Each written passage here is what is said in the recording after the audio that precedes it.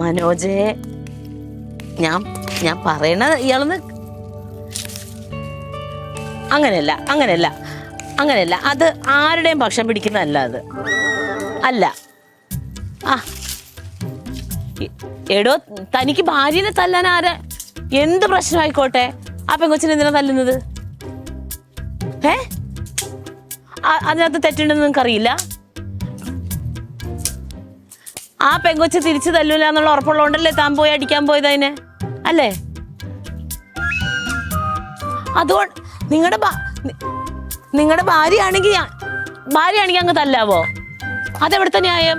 ഭാര്യയാണെങ്കിൽ തല്ലുന്നത് അതുകൊണ്ടല്ലോ തിരിച്ച് നല്ല മുതല് കിട്ടുമ്പോഴത്തേനും അതങ്ങ് പഠിച്ചോളും. ആ പിന്നെ അവര് വന്ന് ചോദിക്കൂലേ, ആ കൊച്ചെന്താ അനാഥാലയത്തിൽ നിന്ന് പിടിച്ചോണ്ട് വന്നതാണോ? അല്ലല്ലോ, അതിന് വീടും വീട്ടുകാരൊക്കെ ഉണ്ട്. അല്ല ഞാൻ അങ്ങനെയല്ല പറഞ്ഞത്. അതുകൊണ്ടും അല്ല പറഞ്ഞത്. നിങ്ങൾക്കിപ്പോൾ ഇത് പരിഹരിക്കാനാണ്. അങ്ങനെയാണെങ്കിൽ നിങ്ങൾ എന്നെ പറയാൻ അനുവദിക്കേ. പേടിയില്ലെങ്കിൽ പിന്നെ എന്താ കുഴപ്പം? ആയിക്കോട്ടെ, ശിക്ഷ കിട്ടും. പോലീസ് സ്റ്റേഷനിൽ പോയി കുറച്ച് നാൾ കിടക്കാം. അതിനെന്താ, എന്തെങ്കിലും ചെയ്. ഓ, എനിക്ക് ആരും ഒന്നും കൊണ്ടു തന്നിട്ടില്ല എൻ്റെ പൊന്നു മനോജേ.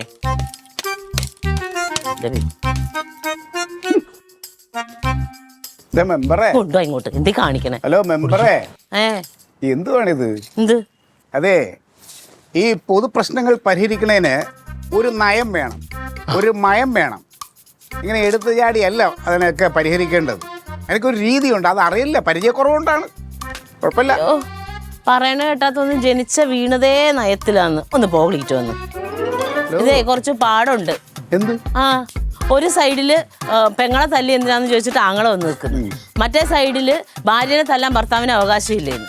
അപ്പൊ പെങ്കൊച്ച് ചോദിക്കുന്നത് എന്നെ എന്തിനാ തല്ലിയതെന്ന്. ഇതിന് നടുക്ക് ഞാൻ ഒരാൾ നിന്ന് പറയണ്ടേ? ഇത് ആരെങ്കിലും ഒന്ന് കേക്കണ്ടേ? അതാണ് പറഞ്ഞത്, പരിചയക്കുറവാണെന്ന്. ഇതുമാതിരിയൊക്കെയുള്ള എന്തോരം പ്രശ്നങ്ങളാണ് പാർട്ടിയിൽ ഞാൻ നിന്നുകൊണ്ട് ഇലയ്ക്കും മുള്ളിനും കേടില്ലാതെ പരിഹരിച്ചു കൊടുത്തേക്കണത്. അതുകൊണ്ട് തന്നെ പാർട്ടിയിൽ എനിക്ക് ഇപ്പോഴും ഒരു ഓമന വിളിപ്പേരുണ്ട്.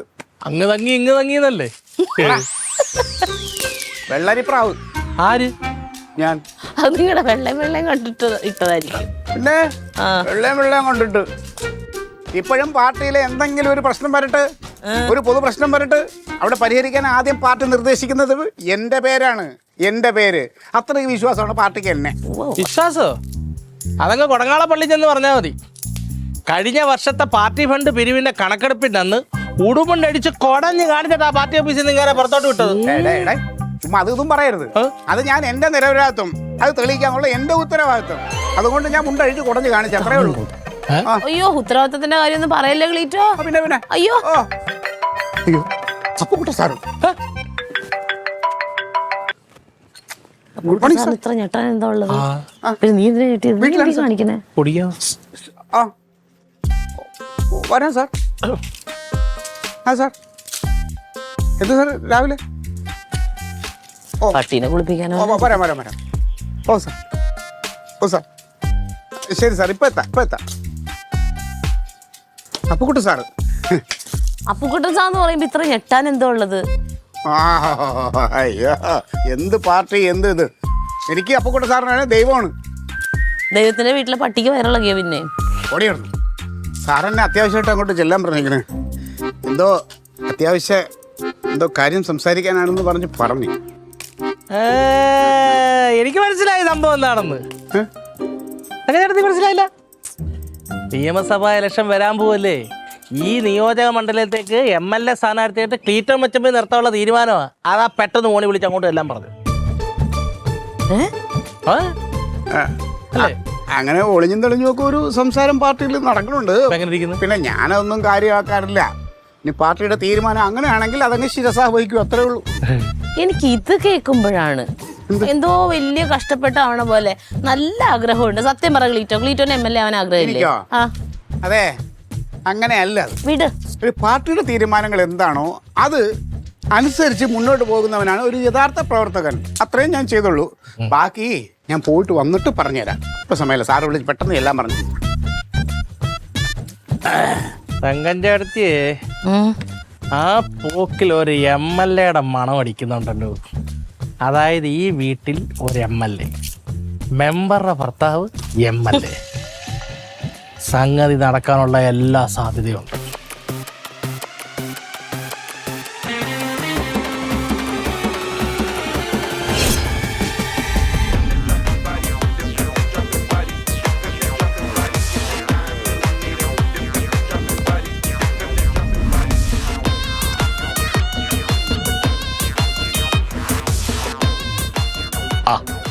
നിങ്ങളുടെ പ്രിയപ്പെട്ട MLA എത്തിയല്ലോ. ഞങ്ങളുടെ നിവേദനങ്ങൾ കൊടുത്തോളൂ കേട്ടോ. ഇവർക്ക് ഇതൊക്കെ ഒന്ന് ശരിയാക്കി കൊടുക്കും. റെസിഡൻസിയുടെ ഓഡിറ്റോറിയത്തെ കുറിച്ച് പറഞ്ഞിരുന്നല്ലോ. കുണ്ടാങ്കടമുണ്ട് അല്ലേ? അത് ഞാൻ മിനിസ്റ്ററുമായിട്ട് സംസാരിക്കാം. ഇത് കൊടുത്തോളൂ. വേണ്ട ചെയ്തു തരാം. Thank you sir. പാലോട് നിന്നാണ്, വനിതാ കൂട്ടായ്മയിൽ നിന്നാണ്. അവിടെ ഒരു വീൽ ചെയർ കൊടുക്കുന്നുണ്ട്. പറഞ്ഞു, എനിക്ക് ഓർമ്മയുണ്ട്. നമ്മുടെ ഡേറ്റ് എന്നാ? അടുത്ത മാസം 10-ാം തീയതി. 10-ാം തീയതി. എത്ര വീൽ ചെയർ നമ്മൾ കൊടുക്കുന്നു? നമ്മള് ഒരു 5 കൊടുക്കാനാണ് ഉദ്ദേശിക്കുന്നത്. 5, ഒരു 5 കൂടി എന്റെ വക എഴുതിക്കോ. 10 കൊടുത്തു. Thank you sir. വരാം. തലേ ദിവസം വിളിച്ച് ഓർമ്മിച്ചോളാം കേട്ടോ. ശരി. കല്യാണത്തിന്റെ മുരളി പറഞ്ഞത് അല്ലേ? Okay okay okay. പിന്നെ അതെ, ഒരു 5 ലക്ഷം രൂപ അത് MLA ഫണ്ടിൽ നിന്ന് കൊടുക്കണ്ട, എൻ്റെ വ്യക്തിപരമായ അതിൽ നിന്ന് കൊടുത്താൽ കേട്ടോ. അതിനുള്ള ഏർപ്പാട് ചെയ്തു തരുമേ. കല്യാണം എല്ലാം നല്ലതായിട്ട് നടക്കട്ടെ കേട്ടോ. അവിടെ എന്താ ആവശ്യം? എത്ര ഫണ്ടാണ് പ്രതീക്ഷിക്കുന്നത്?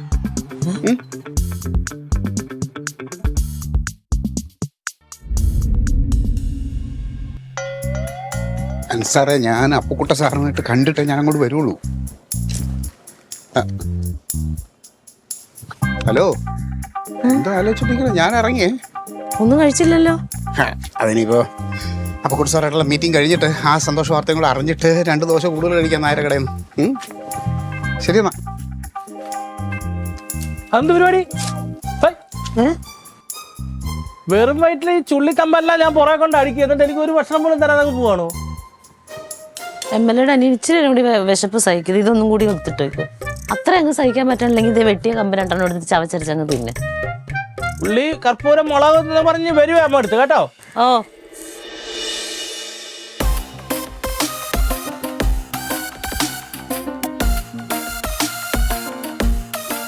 മക്കളെ, SI എന്ന് കരുതി പാവങ്ങളും എല്ലാവരും മുമ്പിൽ വന്നാല് അവരെ ഒരുപാട് ഉപദ്രവിക്കരുത്. അതുങ്ങളുടെ ശാപം ഏറ്റു വാങ്ങിയാൽ പിന്നെ നമുക്ക് ഗതി പിടിക്കത്തില്ല. 2 പിള്ളേർ ഇവിടെയുണ്ട്, അത് മറക്കരുത്. അമ്മ, ഇതൊക്കെ എൻ്റെ ഡ്യൂട്ടിയുടെ ഭാഗമല്ലേ? തന്നെ ഓരോരുത്തടുത്തും ഓരോ രീതിയിലായിരിക്കും പെരുമാറേണ്ടി വരുന്നത്. അത് നോക്കിയാണ്ട് ചെയ്യാം.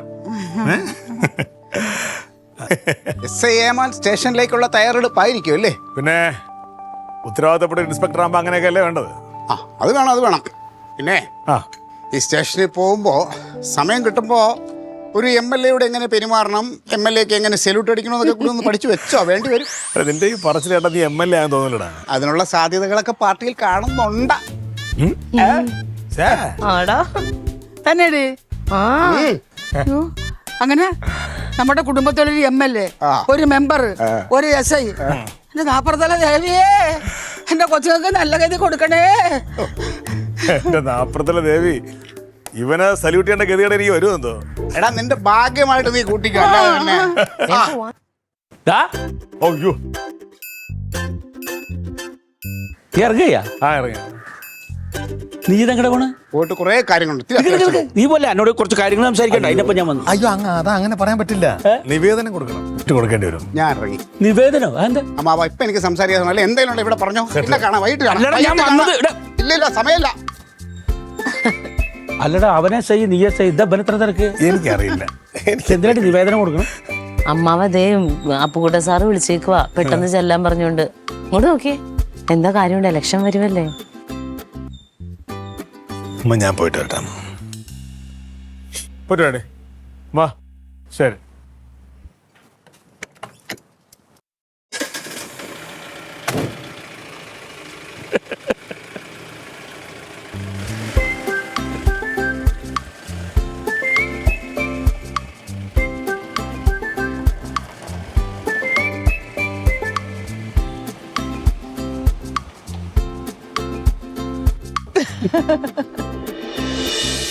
ഓരോരുത്തർ ഇന്ന നിലയിലെത്തുന്ന ദൈവം നിശ്ചയിച്ചിട്ടുണ്ടേ അതങ്ങനെ നടക്കും. അതങ്ങനെ നടക്കും.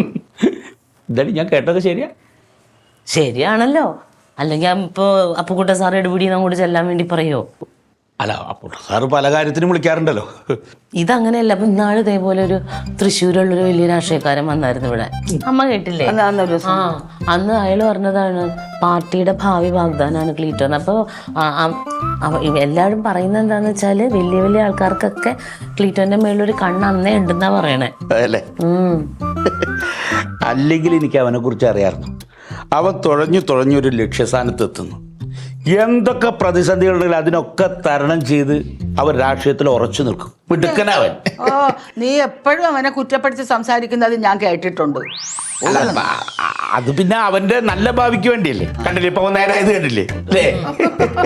ഇത് തന്നെയാണ് നാട്ടുകാർ ഇങ്ങനെ ആവശ്യമില്ലാത്ത പേരൊക്കെ വിളിക്കണേ. എന്ത്? അല്ല, ഉള്ള പേരൊക്കെ വിളിക്കാറുണ്ടല്ലോ. എന്ത് വിളിക്കാറുണ്ട്? എന്താ വിളിക്കാറുള്ളേ? എന്ത് വിളിക്കണേ? അമ്മാവനൊന്നും വിളിക്കാറില്ല നാട്ടുകാരെ. നീ അക്ഷരശ്ലോകം ചെല്ലാതെ അങ്ങോട്ട് തെളിച്ചു പറ. ഓന്തന്നല്ലേ?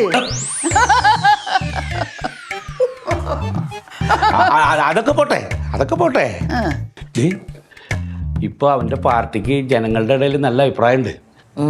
അതുകൊണ്ട് മിക്കവാറും അവൻ സ്ഥാനാർത്ഥിയായ ജയിക്കാൻ സാധ്യതയുണ്ട്. അതൊന്നും പറയാൻ പറ്റൂല. അതൊക്കെ തീരുമാനിക്കുന്ന ജനങ്ങളല്ലേ. ജയിക്കൂടി. അവന് നല്ല അഭിപ്രായമാണേ. അപ്പൊ അവൻ തന്നെ ഒരു നല്ല പേരൊക്കെ ഉണ്ടേ. ഇപ്പൊ ഞാൻ തന്നെ റോഡിലേക്കൊക്കെ ഇറങ്ങുമ്പോ പലരും എന്നെ കണ്ടു ഞാൻ ക്ലീറ്റോന്റെ അമ്മാവനല്ലേ പോണെന്നൊക്കെ ഒക്കെ പണ്ടേ ഉണ്ട്. പണ്ട് അതായത് ഞാൻ പുറത്തോട്ട് ഇറങ്ങുമ്പോഴത്തേനും ആളുകൾ എന്നെ അറിഞ്ഞത് എങ്ങനെയാ ക്ലീറ്റോന്റെ ഭാര്യ എന്നുള്ളതിനകത്തല്ലേ. ആ, അയ്യോ, എന്തായാലും അതൊക്കെ ജയിച്ചൊരു MLA ആവാന്നൊക്കെ പറഞ്ഞ തറവാടിന്റെ ഒക്കെ ഒരു ഇതേല്ലേ. അല്ലേ, ഇവൻ പോയിട്ട് ഇപ്പൊ എത്ര നേരം ഒന്നും വിളിച്ചില്ലല്ലോ. അവൻ സ്ഥാനാർത്ഥി അവൻ തന്നെ ആവോ? നീ അങ്ങോട്ടൊന്ന് വിളിച്ചാണ്. ഒന്ന് വിളിച്ചോക്കല്ലേ? ആ, വിളിച്ചോക്ക് കഴിഞ്ഞിട്ടുണ്ടാവൂല. അങ്ങോട്ട് വിളിക്കണം.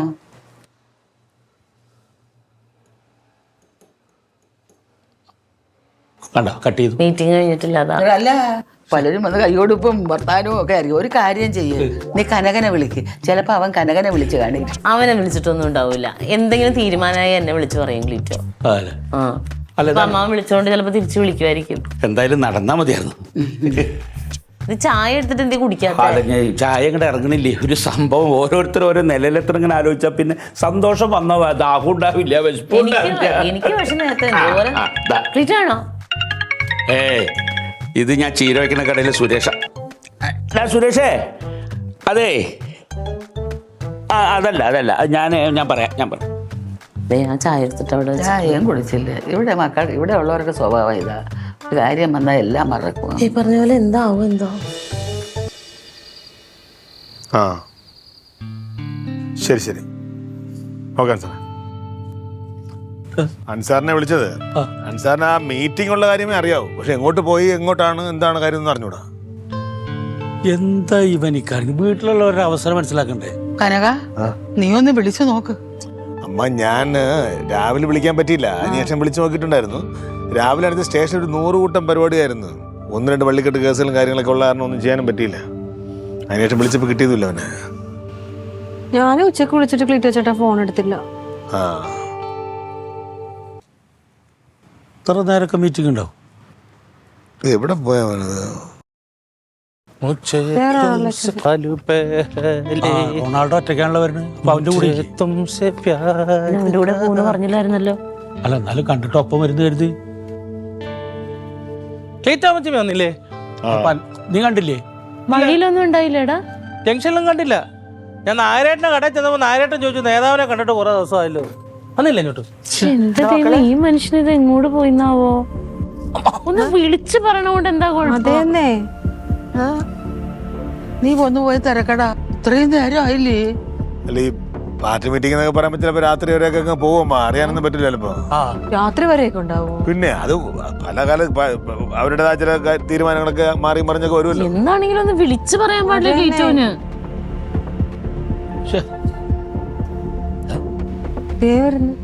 എന്റെ പുറകെ ഉണ്ടായിരുന്നു. കണ്ടില്ല. എന്തോ ക്ലീറ്റോ, എത്ര നേരമായി വിളിക്കുന്ന എല്ലാവരും. എന്തായി മീറ്റിംഗിൽ? എന്തായി? പോയ കാര്യങ്ങളൊക്കെ ശുഭം. ഞാൻ എന്ത് പ്രതീക്ഷിച്ചു പോയോ അതിന്റെ ഡബിളാ കിട്ടിയ. മച്ചമ്പഴ മന്ത്രിയാവാൻ പറഞ്ഞു അവര്. കാര്യം MLA യുടെ മേലാന്നല്ലോ മന്ത്രി. ആണോ? നീ ഒന്ന് തെളിച്ചു പറയേ, നീയാണോ സ്ഥാനാർത്ഥി? അമ്മാവ, അതായത് ഇപ്പൊ ഞാനും അപ്പുക്കുട്ട സാറുമായിട്ടുള്ള മീറ്റിംഗ് കഴിഞ്ഞല്ലോ. അപ്പൊ ഇനി ബാക്കി തീരുമാനങ്ങൾ കേന്ദ്രത്തിൽ അറിയിക്കുമ്പോൾ അവിടുന്ന് അന്തിമ തീരുമാനം വരും. അപ്പൊ നിങ്ങളല്ലേ? എന്തുവാടി നിനക്ക് പറഞ്ഞതാ, മനസ്സിലായില്ലേ? ഒരു കാര്യം ഞാൻ ഇപ്പൊ പറഞ്ഞു, അത് കേട്ടില്ലേ? പിന്നെന്താ വീണ്ടും സംശയം?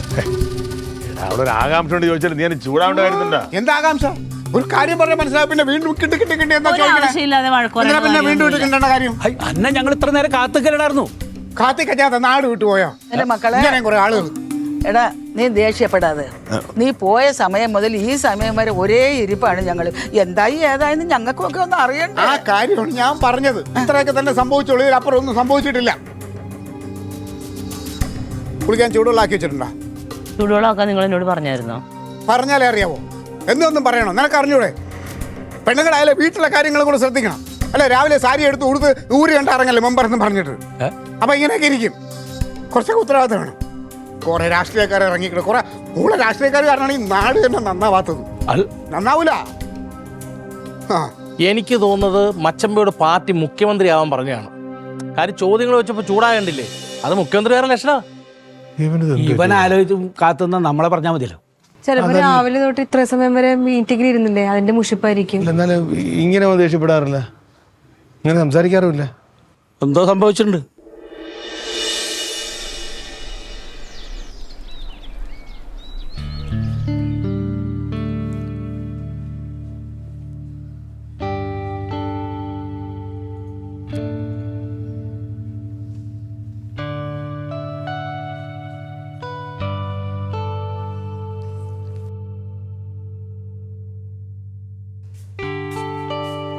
ഇന്ന് ഉറക്കഴിക്കാൻ താമസിച്ചതെന്ത്?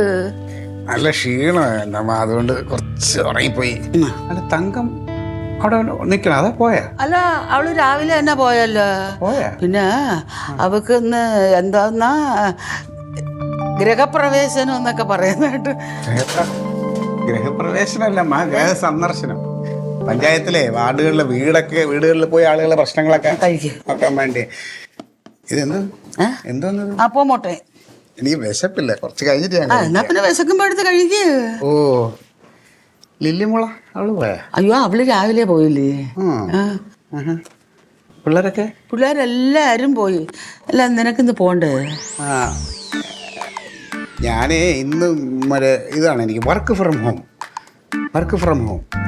അതെന്തോന്ന്? അതായത് വീട്ടിൽ ഇരുന്ന് ചെയ്തു തീർക്കേണ്ട കുറെ കാര്യങ്ങളുണ്ട് പാർട്ടിയിലെ. അങ്ങനെ വീട്ടിൽ ഇരുന്നിട്ട് അത് ചെയ്യാം. എന്തോന്ന് വീട്ടിലിരുന്ന് ചെയ്യേണ്ടത്? SIM പോയ? ആ, അവൻ പോവാ ഒരുങ്ങുന്നത്. ആ, ശരി.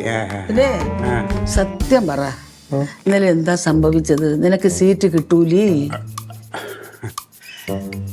അമ്മ, അതെ, ഇന്നലെ ഞാനും അപ്പുക്കുട്ട സാറുമായിട്ട് മീറ്റിംഗ് ഉണ്ടായിരുന്നു. മീറ്റിംഗ് കഴിഞ്ഞിട്ട് അപ്പുക്കുട്ട സാറ് ആ മീറ്റിങ്ങിൻ്റെ തീരുമാനം ഇനി കേന്ദ്രത്തിൽ അങ്ങ് ഡൽഹിയിൽ അറിയിക്കും. അപ്പോൾ ഡൽഹിയിൽ അവിടുന്ന് നേതാക്കന്മാർ ഇനി അതിന് മറുപടി ഇങ്ങോട്ട് വിളിച്ച് പറയും. അത് കുറേ സമയം എടുക്കും. അപ്പോഴേ തീരുമാനം ആവുള്ളൂ കാര്യങ്ങളുടെയൊക്കെ. പിന്നെ ഗിരിരാജൻ നിന്റെ കൂടെ പിണക്കോ? പാവം, നല്ല ടെൻഷൻ അടിച്ചായിരുന്നത്. എന്തിന് അമ്മാവ് എന്തിനാ ടെൻഷൻ അടിക്കണത്? അത് രാഷ്ട്രീയ കാര്യങ്ങൾ, എൻ്റെ പാർട്ടി കാര്യങ്ങളിൽ അമ്മാവൻ ടെൻഷൻ അടിക്കേണ്ടല്ലേ? അയ്യോ, ഇതൊരു പാർട്ടിക്കാരിയ മാത്രമാണോ അവന്?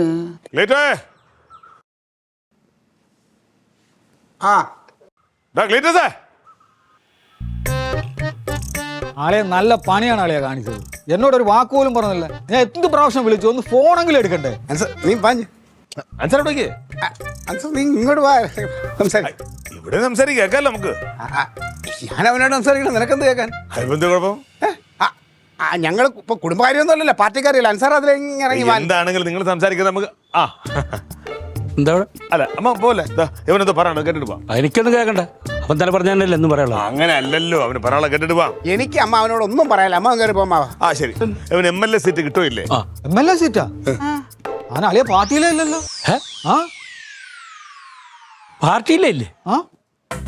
അപ്പൊ നിങ്ങളൊന്നും അറിഞ്ഞില്ലേ? ഇല്ല. അളിയ ഒന്നും പറഞ്ഞില്ലേ ഇവരോട്? ചെറുതായിട്ട് സൂചിപ്പിച്ചു.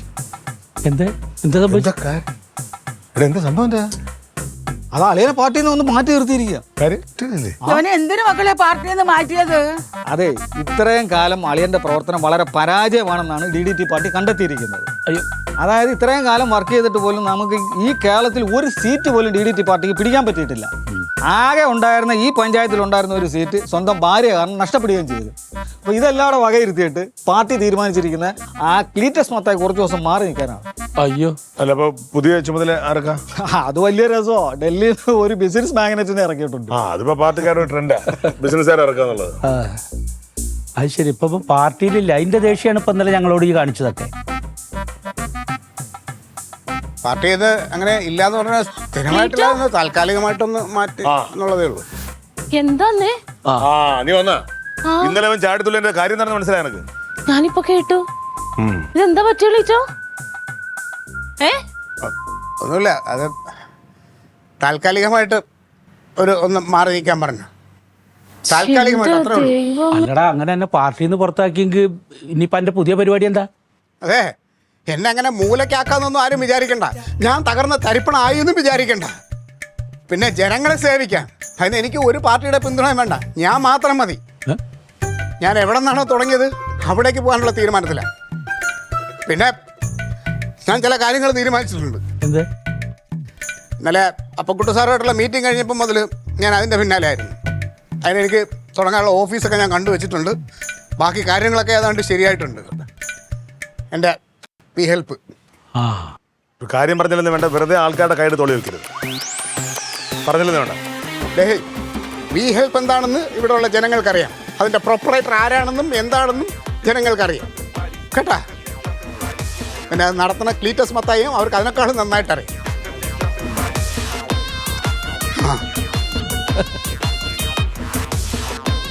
കണ്ടടാ, അവനെ കണ്ടുപിടിക്ക്. എങ്ങനെ വീണാലും അവൻ 4 കാലിലെ വീഴും. മിടുക്കനവൻ. എന്താണ് ഞാൻ ഉദ്ദേശം? ചിലപ്പോ ഇതിൽ ശരിയാവുമായിരിക്കും. ശരിയാവും.